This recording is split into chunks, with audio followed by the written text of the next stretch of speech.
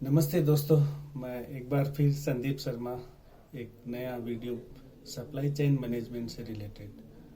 Attention, अगर आप इसमें एक इंश्योरेंस पॉलिसी नहीं ले रहे हैं जो ट्रांजिट इंश्योरेंस पॉलिसी, ये बहुत ही इम्पोर्टेंट है जिसमें रिस्क कवर होता है।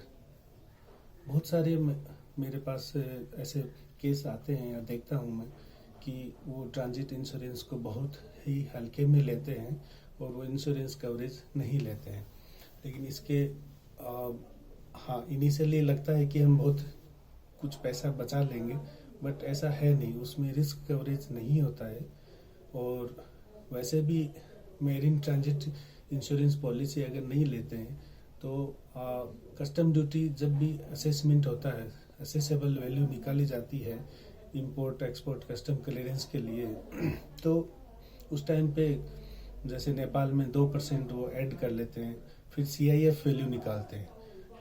It may be some differ that 2% country wise और their importing country rules.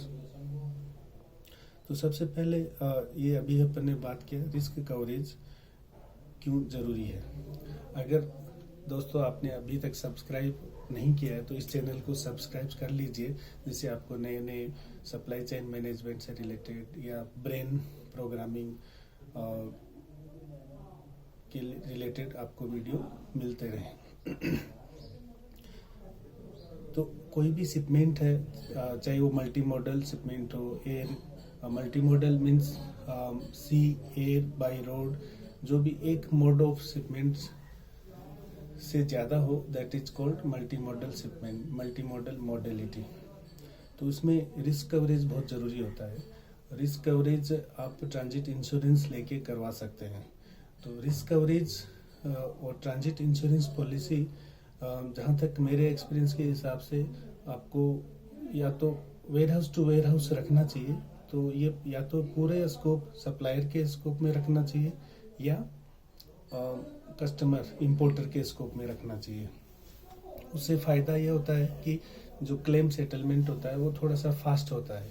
Claim settlement में एक्चुअली क्या होता है, जितनी ज़्यादा एजेंसीज या एक्सटर्नल प्रोवाइडर्स या पार्टीज इन्वॉल्व होती हैं तो वो उतना ही कॉम्प्लिकेटेड और डिले होता जाता है। तो सबसे पहले ये हमने कवर किया, warehouse to warehouse करवाना चाहिए। इन केस कई बार होता है, फॉर एग्जांपल इन नेपाल के केस में थर्ड कंट्री से जो शिपमेंट आ रहा है, फॉर दुबई से आ रहा हो, तो वो CIF कोलकाता या CIF हल्दिया दे देते हैं। तो वहाँ से फिर उस इंडियन पोर्ट से नेपाल के वेयर हाउस जो फैक्ट्री है या जो उसका रजिस्टर्ड वेयर हाउस है वहाँ तक लाने के लिए फिर से एक इंश्योरेंस पॉलिसी लेनी पड़ती है इंपोर्टर को, जो कि कलकत्ता या हल्दिया पोर्ट से एंड उसके वेयर हाउस लोकेशन तक होती है। अब इसमें थोड़ा सा नेगेटिव पॉइंट क्या होता है, अगर कोई क्लेम आ जाता है तो इसमें दो एजेंसी इन्वॉल्व हो गई। उस केस में जो इंपोर्टर ने पॉलिसी लिया है वो इंश्योरेंस कंपनी बोल सकती है कि वहाँ से अनलोडिंग से पहले ये डैमेज हो चुका है या लॉस हो चुका है या शॉर्टेज हो चुका है। तो ऐसा नहीं है कि इस पॉइंट नेगेटिव पॉइंट को पॉजिटिव में किया जा सकता है कि पहले ही जब कार्गो हल्दिया या कलकत्ता पोर्ट पे अनलोड हो रहा हो, उसी टाइम पे वहाँ पे एक सर्वे होता है। उस सर्वे रिपोर्ट के बेसिस पे ये पॉलिसी भी उतना ही वैलिड और काम करती है क्लेम सेटलमेंट में। बट अगेन एक एजेंसी या दो एजेंसी का इन्वॉल्वमेंट बढ़ जाता है तो थोड़ा सा कॉम्प्लेक्स हो जाता है और क्लेम सेटलमेंट में डिले होता है। तो हमेशा ध्यान रखिए कि warehouse to warehouse policy ले, या तो वो सप्लायर के स्कोप में, एक्सपोर्टर के स्कोप में रखें पूरी, या इंपोर्टर अपने स्कोप में रखें। अब नॉर्मली ये देखा जाता है कि नेपाल में जो इंश्योरेंस प्रीमियम है वो इंडिया के कंपेयर में ज़्यादा होता है, तो इसको नेगोशिएशन के टाइम पे एक्सपोर्टर से ये भी नेगोशिएट कर सकते हैं कि उसके स्कोप में डाल दिया जाए। अब वहाँ पे थोड़ा सा उनको ये कॉन्फिडेंस में लेना पड़ेगा अपने को कि अगर पॉलिसी उनके स्कोप में है और इन द केस क्लेम हो गया तो वहाँ पे एक्सपोर्टर और उसकी इंश्योरेंस कंपनी को अपने को कितना सपोर्ट करती है क्लेम सेटलमेंट में। लेकिन ज़्यादातर केस में थोड़ा सा फर्क पड़ जाता है। तो कोशिश कीजिए कि इंपोर्टर ही पॉलिसी ले, warehouse to warehouse. उसमें रिस्क कवरेज और क्लेम सेटलमेंट रेशियो ज़्यादा होता है, फास्ट होता है। अब रिस्क कवरेज की बात करें तो हमेशा इसको ऑल रिस्क कवरेज लेना चाहिए। और जो सम इंश्योर्ड की बात करें तो इसमें जो कार्गो की वैल्यू है, जो मेटेरियल की वैल्यू है, प्लस जो फ्रेट लगा है वो ऐड कर लिया जाए, और जो कस्टम ड्यूटी लगनी है वो ऐड कर लिया जाए। फॉर एग्जांपल 100 रुपये का कॉस्ट मेटेरियल की कॉस्ट और फ्रेट की कॉस्ट है, और कस्टम ड्यूटी 10 रुपये है, तो 110 रुपये का कवरेज ले लिया जाए। अब ये वेरी कर सकता है, कस्टम ड्यूटी किसी केस में 20% है तो 20% ऐड करना चाहिए, जिससे आपका जो एक्चुअल लॉस है वो कवर किया जा सके। इस सम इंश्योर्ड डिटरमाइन करने का मतलब ये है कि इसमें टोटल जो कवरेज हो पाए, आपका जो लॉस है मेटेरियल का है, कस्टम ड्यूटी का है, वो सारा अपने को वापस क्लेम में हो पाए। प्रीमियम की अगर बात करें तो प्रीमियम इसमें थोड़ा सा ये इंश्योरेंस कंपनी से आपको डिस्कस करने की ज़रूरत है, या आपको पता होना चाहिए कि इसमें जो प्रीमियम डिसाइड करने का जो तरीका है कि ये पॉलिसी टैरिफ टाइप है या नॉन टैरिफ टाइप है। टैरिफ टाइप है तो इसमें नेगोशिएशन का कोई पार्ट नहीं रहता है। वो जो भी, जैसे नेपाल में बीमा समिति है, वो डिसाइड करते हैं कि इस कैटेगरी के प्रोडक्ट्स में इतना परसेंटेज का प्रीमियम रख सकते हैं। और नॉन टैरिफ है तो वो नेगोशिएबल होती है। वो इंश्योरेंस कंपनी से आप अच्छे से नेगोशिएट कीजिए, जितना कर सकें। कॉर्पोरेट डिस्काउंट ले सकते हैं, उसमें नो क्लेम डिस्काउंट का अगर कुछ प्रोविजन मिलता है वो कर सकते हैं। तो ये सारे आप कवर करके अच्छे कम से कम प्रीमियम में अपना रिस्क कवरेज कर सकते हैं। अगर आप इसको इंश्योरेंस नहीं लेते हैं तो 2% कस्टम क्लियरेंस के टाइम पे वो ऐड करके असेसेबल वैल्यू बनाएगा, और अपना थोड़ा सा कस्टम ड्यूटी में कोई फ़र्क नहीं पड़ेगा, ज़्यादा ही लगेगा। लेकिन अगर शॉर्टेज, डैमेज या कोई भी क्लेम आता है तो वो उसमें कवरेज नहीं होता है। सिलेक्शन ऑफ इंश्योरेंस कंपनी में सारी इंश्योरेंस कंपनियां चाहे किसी भी कंट्री की हो, जैसे नेपाल में है तो सारी बीमा समिति की गाइडलाइंस में काम करती हैं। ऐसे ही इंडिया में IRDAI जो गवर्निंग बॉडी है उसमें काम करती हैं। उनके जो रूल्स गाइडलाइंस एक्ट हैं उनके हिसाब से उनको काम करना पड़ता है। अब यह है कि उनसे अच्छा लाइजनिंग रख के क्लेम सेटलमेंट कितना फास्ट और सही तरीके से हो सके, राइट टाइम पे राइट सर्वे, अच्छा quality man power, quality surveyor उसमें अपॉइंट हो पाए, टाइम से क्लेम सेटलमेंट हो पाए, वो बहुत इम्पोर्टेंट पॉइंट है।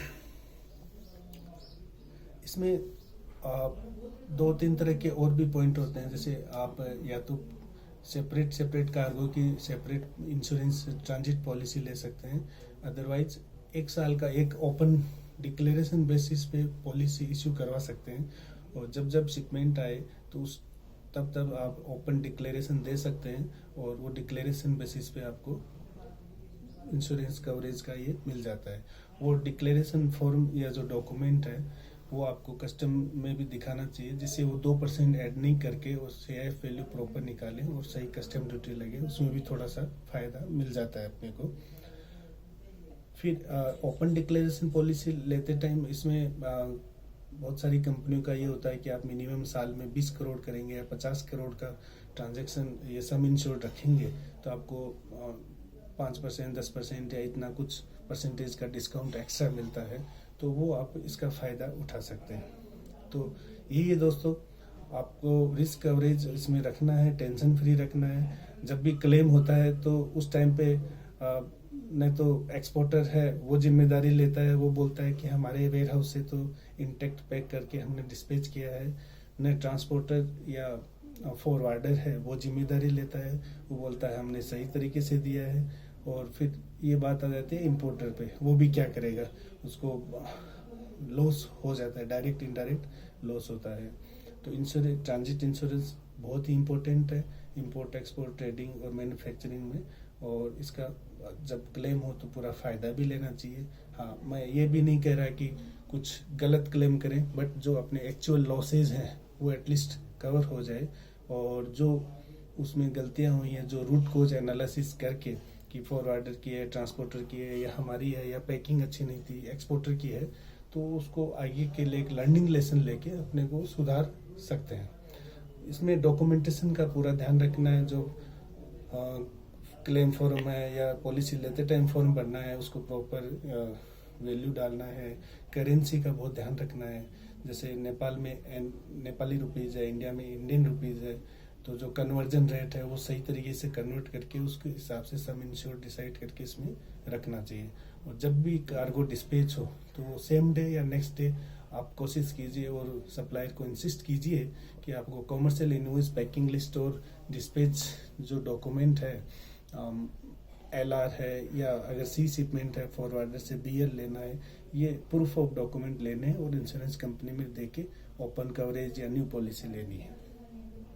तो दोस्तों यही था एक short video insurance, transit insurance के बारे में। ट्रांजिट इंश्योरेंस में भी और कुछ पॉइंट्स या सब इंश्योरेंस पॉलिसी या कुछ क्लॉजेज होते हैं, उन पे अपन फिर कभी से डिटेल में बात करेंगे। आप लोगों को जिस पॉइंट पे इंटरेस्ट हो आप प्लीज़ कमेंट में डालिए और मैं कोशिश करूंगा उसको कवर करने की।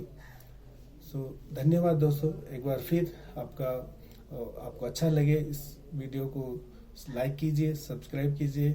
Thank you, have a good day.